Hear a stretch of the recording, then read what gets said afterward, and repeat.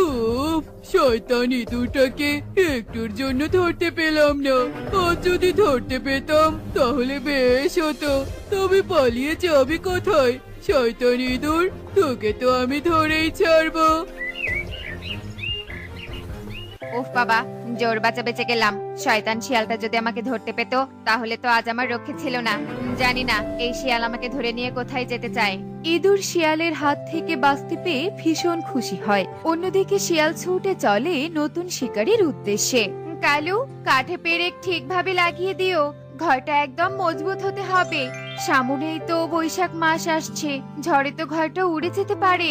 ঠিক বলেছো কাকুলি, আমি তো মজবুত করে ঘর বানাচ্ছি যাতে মেয়েটা আমার সাবধানে বাড়িতে থাকতে পারে। আরে কাকুলি দিদি, তোমরাও গাছের ডালে ঘর বানাচ্ছো? ঘর না বানিয়ে আর উপায় আছে নাকি বল টুনি? দুষ্টু শিয়ালটার উৎপাত দিন দিন বেড়েই চলেছে। মেয়েটা আমার সারাদিন বাড়িতে একাই থাকে। কালু আর আমি তো সারাদিন কাজে বাহিরে থাকি।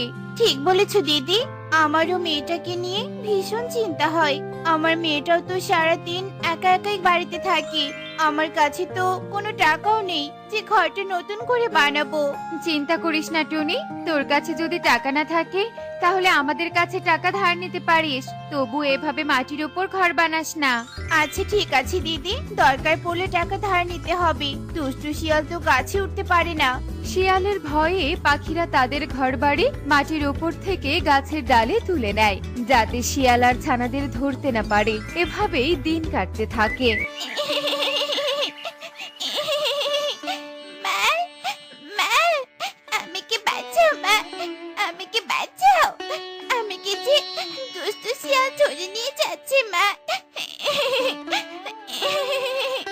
এই শিয়াল, এই, আমাকে ছেড়ে দে বলছি, আমাকে ছেড়ে দে। জানি না বাবা, এই শিয়াল এভাবে ছানাদের কেন বন্দি করে রাখে আর ওদের ধরেই বা আনে কেন।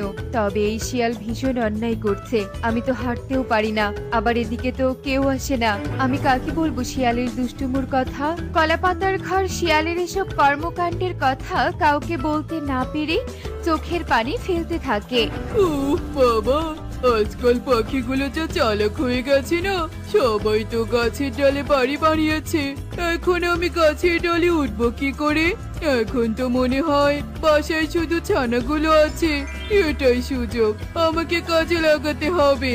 শিয়াল মনে মনে দুষ্টু ফোন দিয়ে আটতে থাকে। আর শিয়াল প্রথমে টুনির বাড়ির সামনে যায়।